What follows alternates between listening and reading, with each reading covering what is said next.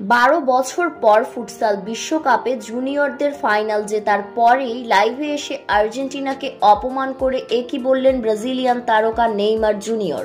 বিস্তারিত জানুন পুরো ভিডিওতে। আর্জেন্টিনাকে কাঁদিয়ে ব্রাজিলের হেক্সা পূরণ। ফিফার ফুটবল বিশ্বকাপে 2002 সালে পঞ্চম শিরোপা জিতেছিল ব্রাজিল। ষষ্ঠ শিরোপার জন্য গত 22 বছর ধরে অপেক্ষা চলমান থাকলেও এখন পর্যন্ত সেটার ধারে কাছে যেতে পারছে না সেলেসাওরা। তবে ফুটবল দলের আগে হেক্সা মিশন পূরণ করল ফুটসাল দল।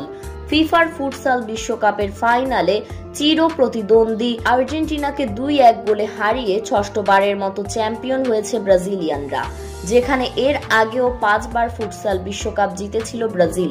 এদিকে জুনিয়রদের এমন সাফল্য দেখে লাইভে এসে আর্জেন্টিনাকে খোঁচা মেরে নেইমার বলেন, আমরা আবারও ইতিহাসের পাতায় নতুন করে নাম লেখালাম।